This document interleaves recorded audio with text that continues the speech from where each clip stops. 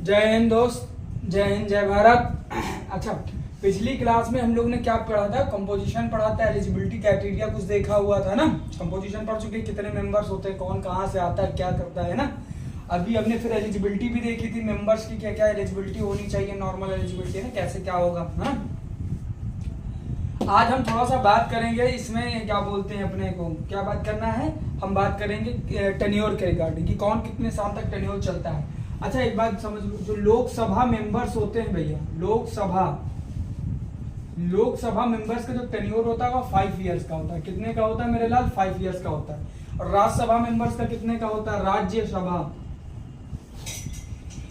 तो राज्यसभा के मेंबर्स का 6 इयर्स का होता है। कितने का होता है? 6 इयर्स का होता है। पर इसमें दो चीजें हो सकती हैं। जैसे मान लो कि लोकसभा का कोई मेंबर सेलेक्ट होकर गया सडनली, ठीक है, तो अगर पूरा उसने टेन्योर किया तो 5 साल का टेन्योर कंप्लीट करेगा, 5 साल बाद जनरल इलेक्शन होते हैं, वापस सेलेक्ट होते हैं। पर बाई चांस वो उसमें बीच में उसकी कभी डेथ हो जाती है, कोई किसी कारण से, मान लो 2 जगह से लोग चुनाव लड़ते हैं तो छोड़ते हैं एक सीट, तो उसमें बाई इलेक्शंस होते हैं। तो बाई इलेक्शंस में आप वापस से सेलेक्ट होते हो तो आप बचे हुए टर्म्स के लिए सेलेक्ट होते हो, ना कि फिर से नया 5 साल के लिए, ठीक है। तो ये चीज याद रखना बेटा। अच्छा, राज्यसभा की बात करते हैं तो राज्यसभा में मेरे लाल एक चीज भी होता है कि इसकी जो 2/3 मेंबर्स होते हैं, sorry 1/3 members, sorry for that ना, 1/3 मेंबर, जो 1/3 मेंबर होते हैं वो हर 2 साल में क्या हो जाते हैं? हर 2 साल में रिटायर कर जाते हैं। बात समझ पा रहे हो? तो राज्यसभा के जो मेंबर्स होते हैं इनका क्या होता है? ड्यूरेशन 6 इयर्स का होता है, जबकि जो लोकसभा के हैं वो 5 इयर्स का होता है। ऑन द सिमिलर ग्राउंड अगर आप स्टेट लेजिस्लेचर में आओगे तो विधानसभा पड़ती है ना, विधानसभा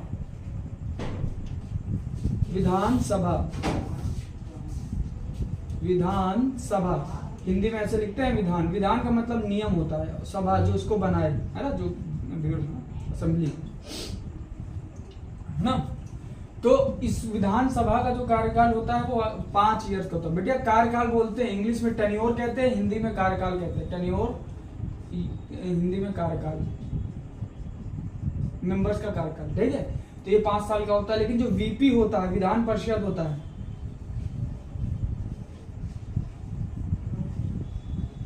इसका 6 इयर्स का होता है। सिमिलर है राज्यसभा, ठीक। ये बात समझ में आ गई? इतनी बात समझ में आ गई कि नहीं समझ में आई? अच्छा, राज्यसभा में मैंने बताया था आपको कि ये क्या होती है? काउंसिल ऑफ स्टेट होती है, काउंसिल ऑफ स्टेट। उसी तरीके से विधान परिषद भी काउंसिल होती है, पर ये काउंसिल होती किसकी है? जो नीचे लोकल लेवल पे इलेक्शन होते हैं ना, जो छोटे छोटे लोकल लेवल पे, उन सब की बनाई हुई काउंसिल होती है। इसमें यूनिवर्सिटी के लोग भी पार्टिसिपेट करते हैं, टीचर्स भी करते हैं, बहुत कुछ है ना। अभी को कभी हम और डिटेल में समझेंगे, विधानसभा में चलेंगे अभी, है ना। तो ये चीज काउंसिल ऑफ लोकल अथॉरिटी समझ लो एक तरीके से समझने के लिए। बात समझ पा रहे हो कि नहीं?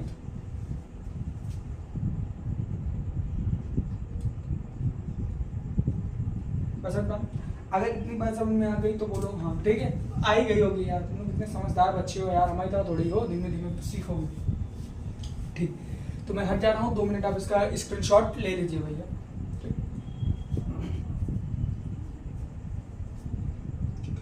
ठीक है।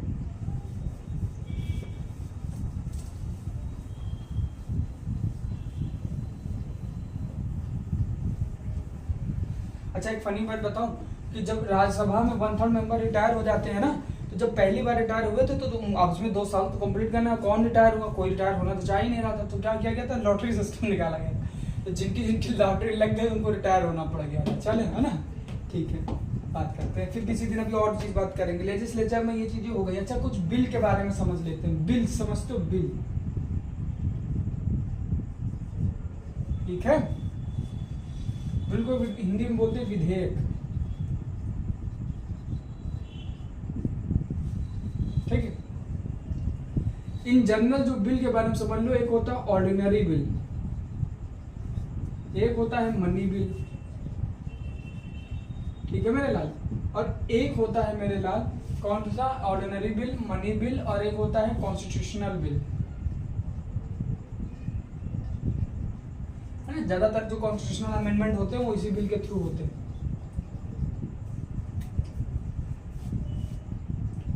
जब कोई बिल इस तरीके से पेश किया जाए कि उसको पता है कि कॉन्स्टिट्यूशन किसी न किसी तरीके से इन्फ्लुएंस हो रहा हो, तो उसको क्या बोलते हैं? कॉन्स्टिट्यूशनल बिल को बोलते हैं। अच्छा, ऑर्डिनरी बिल क्या होता है? दोनों सदनों में से कहीं पे भी आ सकता है, एलएस में भी आ सकता है और आरआरएस में भी आ सकता है, किसी में भी आ सकता है, किसी में भी मतलब एनीवन।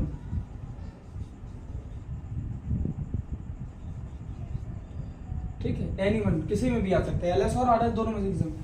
मनी बिल के केस में है, ये मान के चलो एलएस में ही आना है, सबसे पहले से एलएस में आएगा।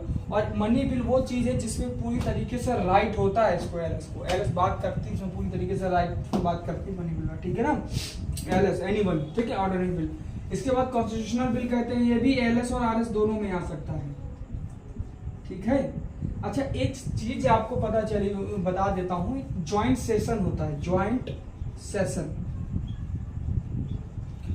ज्वाइंट सेशन, इसका आर्टिकल होता है 108 ज्वाइंट सेशन।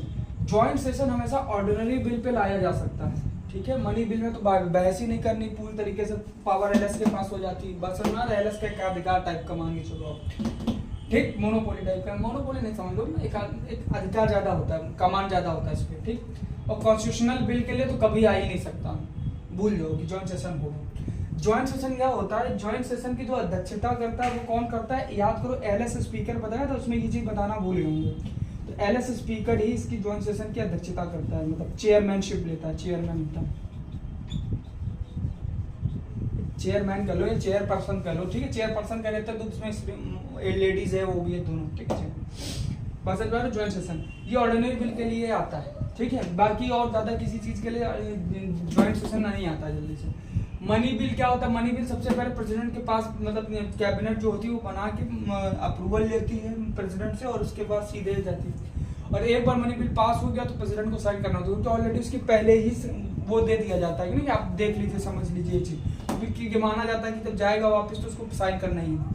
अगर मान लो राज्यसभा इस पे कोई कमेंट देती है कि ये करना वो करना है, और एलएस कहती है नहीं कोई कमेंट नहीं सुना जाएगा, तो आप कुछ नहीं कर सकते हैं, राज्यसभा के पास कोई पावर नहीं है इस चीज के लिए, ठीक है। दिया जाता है, यहाँ से पास होने के बाद जाता है राज्यसभा, 14 दिन के अंदर आपको हर हाल में देना होता है, जो भी है आपके सजेशन आए तो सुनेंगे तो सुनेंगे, नहीं सुनेंगे तो कोई मतलब नहीं, सीधे आप एलएस से सीधे वहां पहुंच जाता है प्रेसिडेंट के पास, साइन होता है, मनी बिल पास होता है, ठीक है। मनी बिल के थ्रू क्या किया जाता है, देखो यार, मनी बिल ज्यादातर टैक्सेस के रिगार्डिंग आता है, टैक्सेस समझ पा रहे हो, टैक्सेस के रिगार्डिंग होता है। अच्छा, हमारे यहाँ दो तरीके के फंड होते हैं, कंसोलिडेटेड फंड ऑफ इंडिया होता है ना, एक कंटीजेंसी फंड ऑफ इंडिया होता है, जो बिग फंड से कुछ पैसा निकालना ये सब होता है, या बजट के रिगार्डिंग जो भी कैसा कुछ करना होता है, तो ज्यादातर मनी बिल के थ्रू ही किया जाता है, बात पा रहे हो नहीं, तो ये चीज होगा, ठीक है, ये चीज होगा। कॉन्स्टिट्यूशनल बिल क्या होता है भैया, कॉन्स्टिट्यूशनल बिल वो होता है जिसमें कॉन्स्टिट्यूशन में अमेंडमेंट किए जाते हैं, किसमें अमेंडमेंट किए जाते हैं, कॉन्स्टिट्यूशन के थ्रू, क्या कॉन्स्टिट्यूशन को चेंज किया। जैसे इसका एक खास बात बताया जाए, इस बिल एक्ट कब बन जाता है, आपको पता होगा, बिल बिकम अ एक्ट, ये पता है कि नहीं पता है, ये भी जान लो थोड़ा सा एक चीज, bill become a act, joint session हटा देते हैं, ज्वाइंट सेशन का काम खत्म हो गया, ज्यादा ज्वाइंट सेशन नहीं किया।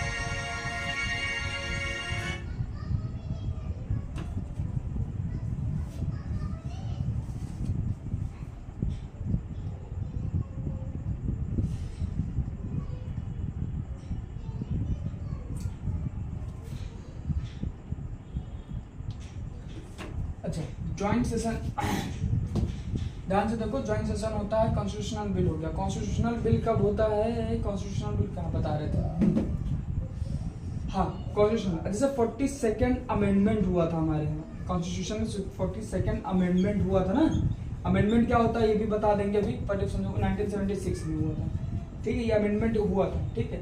अब देखो बिल क्या होता है, बिल के बारे में थोड़ा सा समझ लेते हैं। बिल बेटा विधेयक होता है, जब बिल एक्ट बन जाता है या कुछ हो जाता है ना, हेलो, हाँ हम देर से ऊपर, अभी ना ऊपर थोड़ी देर में, आधा एक घंटा, अरे आधा एक घंटा लागे आ रहे हैं भाई,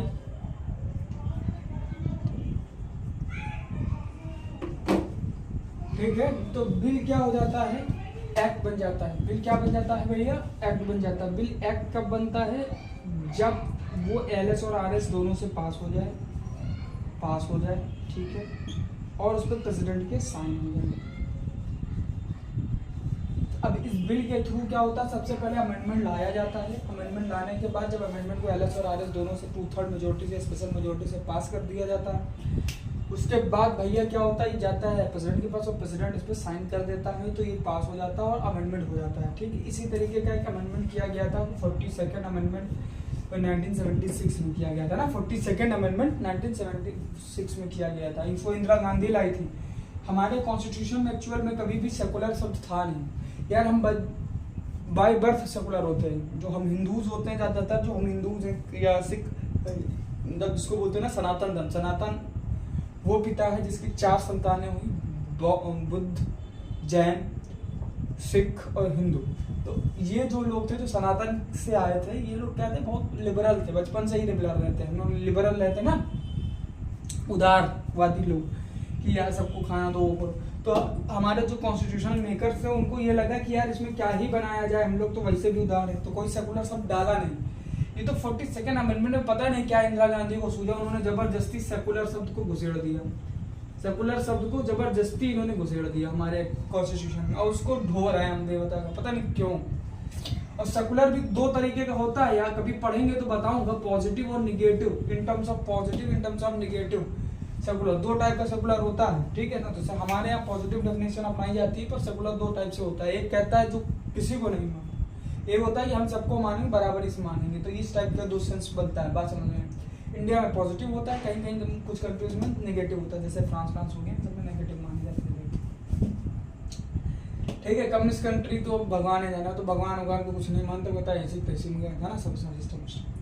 तो बात समझ पा रहे हैं, हम बिल की बात कर लेते हैं। बिल हमने बात की, ऑर्डिनरी बिल होता है, ये LSRS किसी में भी आ सकता है, आने को ये भी किसी में भी आ सकता है, पर ये LS में ही आएगा, क्योंकि इसको लेके क्या होता है कि इसका एकाधिकार होता है। बात समझ में आ रहा। 42nd अमेंडमेंट मैंने बताया कि कॉन्स्टिट्यूशनल बिल के थ्रू ही ये अमेंडमेंट पॉसिबल हो पाया होगा। इसके बाद एक और अमेंडमेंट हुआ था 42nd अमेंडमेंट, जो कि इसमें भी कॉन्स्टिट्यूशनल अमेंडमेंट किए गए थे। बात समझ में आ रहा है, इसमें कुछ चीजें चेंज की गई थी, कॉन्स्टिट्यूशन में वापस से ठीक की गई थी।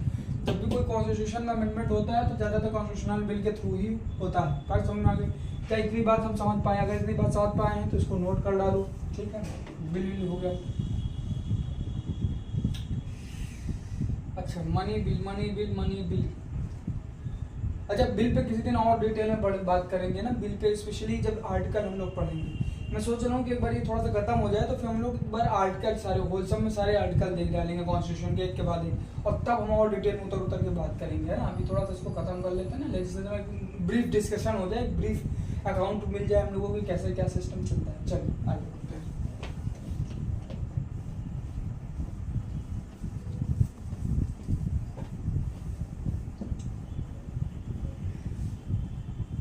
अच्छा, कुछ लोग कहेंगे साधारण विधेयक।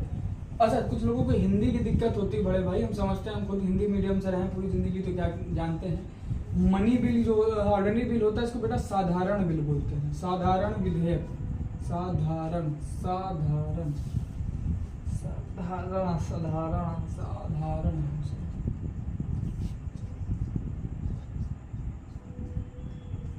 विधेयक। देख लो यार, थोड़ा सा गड़बड़ हो गया क्या, हमको लगता विधेयक साधारण होता है, धारण साधारण, ठीक। और एक होता है मनी बिल।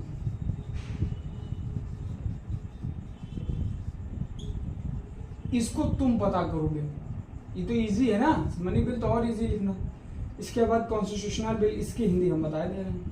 एक छोटा सा होमवर्क भी तो दे दिया जाए, नहीं तो तुम लोग होमवर्क कुछ मिलेगा नहीं तो क्या करोगे। कॉन्स्टिट्यूशनल बिल की हिंदी जो होती है, इसका मतलब होता है संवैधानिक विधेयक। संवैधानिक विधेयक, संवैधानिक विधेयक। मनी बिल इजी है। मनी का मतलब क्या होता है, छोड़ो नहीं तो बताएंगे नहीं तो फिर हम ही बता देंगे, क्या ही होमवर्क मिल जाएगा। ठीक, मनी बिल लिख लो।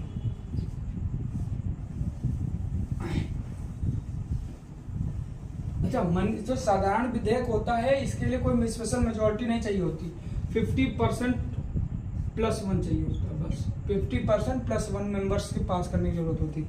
कैसे समझ लेते हैं जरा सा, एक बार समझो। मान लो कि अपने कॉन्स्टिट्यूशन, अपने यहाँ 272 का आंकड़ा होता है ना, 272 LS में बोला नहीं तो मोदी जी 272 पाना ना, 272 +1 यानी 273 लोगों ने अगर पास कर दिया तो बस साधारण बिल पास हो गया उस LS से। और RS की कितनी होती है, 250 होती है।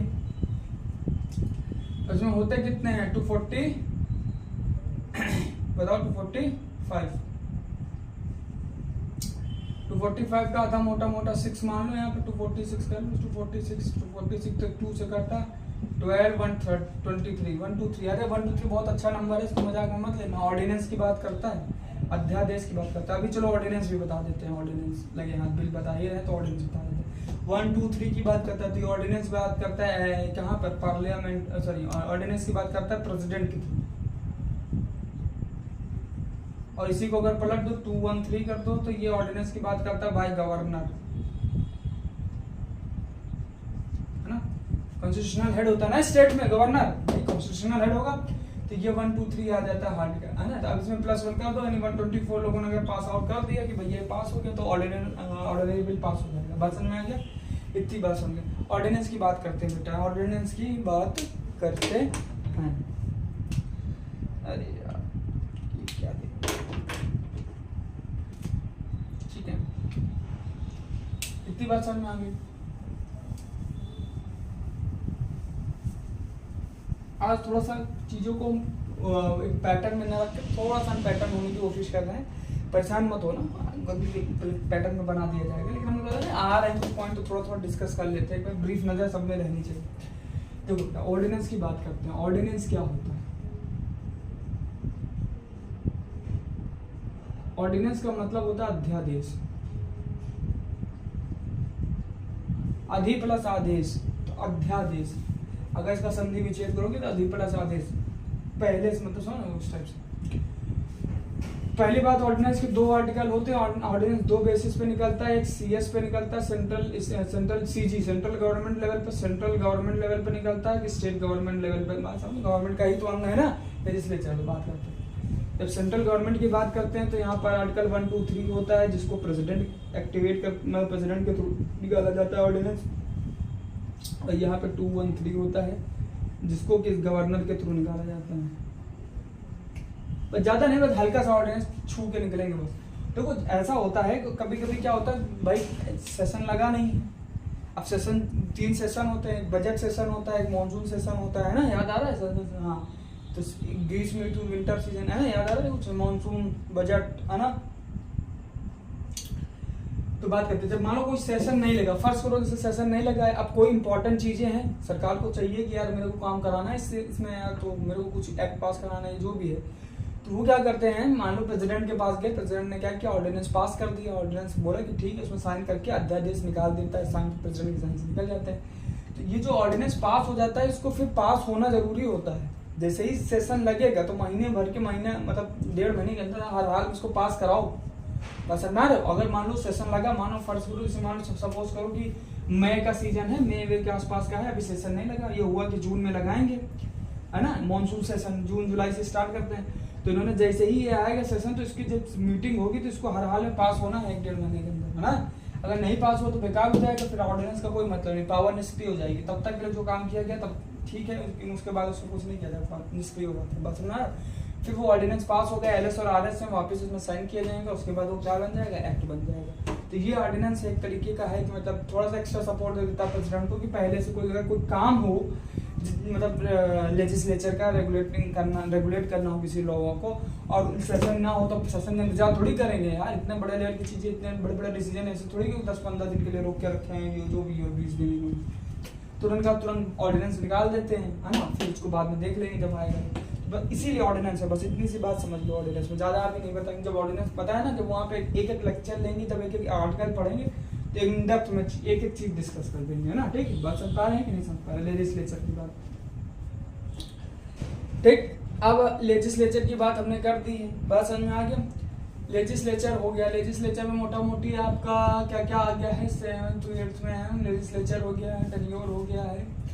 हाँ, पावर थोड़ा सा डिस्कस कर लेते हैं ना, प्रेसिडेंट की कुछ पावर्स होती हैं, बात समझ में, पावर्स की डिस्कस कर लेते हैं। एक पावर होती है आर्टिकल 72 में, पार्डन पावर होती है, आर्टिकल है ना 72 में पार्डन पावर होती है। इसके अलावा क्या होता है, ठीक है, रिट निकलती हैं, वो सुप्रीम कोर्ट के थ्रू है ना, रिट निकलती हैं, पावर्स पार्डन पावर्स होती हैं। ठीक है ठीक है ठीक है ठीक है ठीक है ठीक है ठीक है। अच्छा, एक पावर याद रखना, वीटो पावर होती है प्रेसिडेंट के पास, वीटो पावर, वीटो पावर होती है। ठीक है। वीटो में भी सबसे इंपॉर्टेंट पता है क्या, सबसे मजेदार चीज क्या, पॉकेट वीटो होती है। पॉकेट वीटो, पॉकेट वीटो क्या होता है? पॉकेट वीटो वो वीटो होता है, जैसे क्या होता है कभी कभी प्रेसिडेंट के पास कोई चीज भेजी, तो एक क्या होता है, जब आर्टिकल 42 अमेंडमेंट किया गया था तो उसमें यह बात कर दिया गया था कि अगर एलएस से कोई चीज पास होके जा रही है तो हर हाल में उसको साइन करना होता था। लेकिन जब 44th अमेंडमेंट किया गया तो उसमें इस चीज को सुधारा गया, बोला गया कि एक बार वापस कर सकता है प्रेसिडेंट, लेकिन अगर दोबारा वापस एलएस ने भेज दिया तब आपको हर हाल में साइन करना होगा। इसकी वजह से क्या होता है कि अगर मान लो प्रेसिडेंट अपना कोई सजेशन देना चाहे तो कभी वो सुनते नहीं, मान लो नहीं सुनना है, जब नहीं सुनना है तो भैया क्या किया जाएगा, मजबूरी है, तो उसमें वो करना पड़ता था, बात समझ पा रहे हो। लेकिन क्या होता है कि कभी कभी जो पॉकेट वीटो, इसमें एक चीज ये था कि प्रेसिडेंट को साइन करना तो होता, पर ये तो बताया नहीं है कभी कितने टाइम में के अंदर कर देना था। तो इस चीज का इस्तेमाल किया जाने लगा है ना प्रेसिडेंट के द्वारा। ज्ञानी जैल सिंह ने किया, उन्होंने क्या धर लिया पॉकेट में, जेब में डाल दिया, छोड़ो साइन करके देना है ना वापस करेंगे तो वापस करना, फिर हमें मजबूरी में करना ही पड़ेगा, तो अगर मजबूरी में करने से अच्छा तो जेब में धर लो, हम साइन कर देंगे। अब कब करेंगे ये नहीं, बस असीमित टाइम है, जब असीमित टाइम है तो भैया इसमें चल रहा है तो चल रहा है। ये पॉकेट वीटो बहुत इंटरेस्टिंग है ना।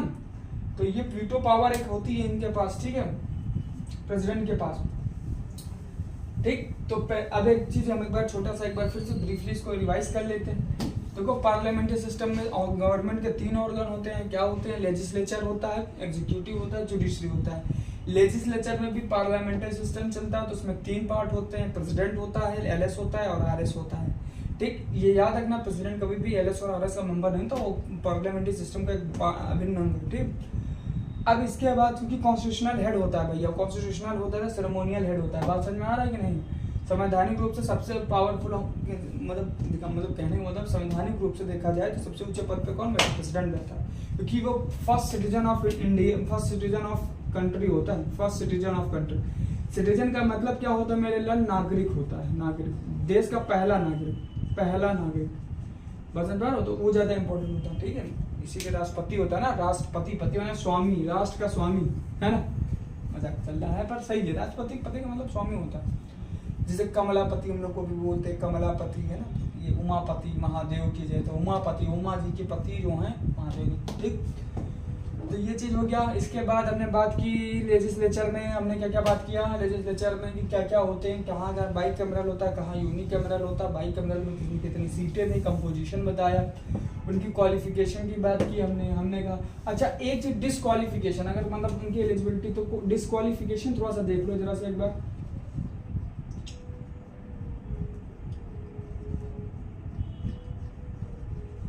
बच्चा डिस्क्वालिफिकेशन का क्या मतलब है, या तो तुमने कुछ ऐसा कर दिया अनकॉन्स्टिट्यूशनल कर दिया तो आपके ऊपर मतलब पार्लियामेंट एक्शन ले ले, आपको निकाल दे, एक्सपेल कर दे, वो चीज हो गया।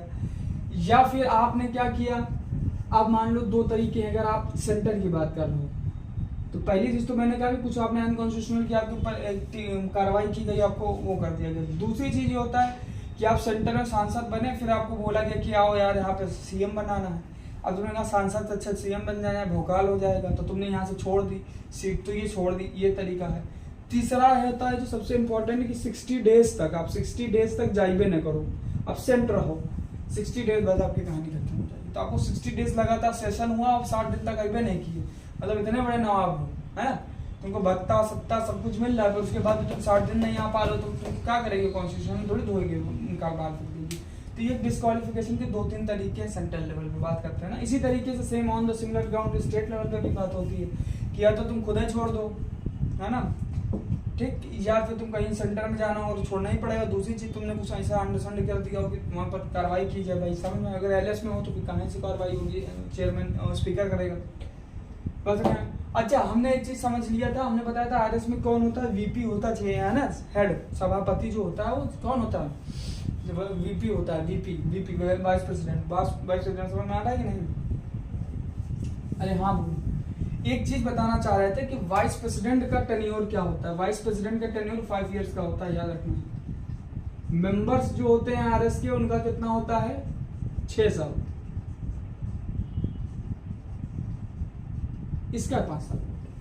समझ में आ गई, इतनी बात समझ में आ गई कि नहीं, क्योंकि वीपी आरएस का मेंबर नहीं है, ठीक है ना, इसलिए सवाल आता है कि ऐसा कि तो आरएस का मेंबर ही नहीं है, तो यार ठीक है। अच्छा, अब आरएस का मेंबर नहीं है तो आरएस के लिए जो ओथ है वो अलग होगी। आरएस के मेंबर्स या जो भी मेंबर आरएस और एलएस के पर्सन है इनकी ओथ अलग होगी, इसकी एकदम अलग होती है। वीपी की ओथ अलग होती है ना, वीपी का आर्टिकल बताऊंगा ओथ का क्या होता है, ठीक है। बात समझ में आया? जैसे कि उसका होता है क्या नाम, प्रेसिडेंट का अलग ओथ का सिस्टम होता है ना, इनका शेड्यूल 3 में दिया गया सब, ठीक है। बात करते हैं वीपी के, तो इनका वीपी का ओथ अलग हो गया है, प्रेसिडेंट का ओथ अलग हो गया है ना, तो इन सबकी ओथ अलग होती है। बात समझ पा रहे हैं नहीं समझ पा रहे? ठीक, इतनी बात अगर हमें समझ में आ गई तो ये कुछ खास चीजें थी, छोटी छोटी मगर मोटी बातों में, तो ये चीजें हम थोड़ा सा चीजें देख लेंगे मजाक से हट के।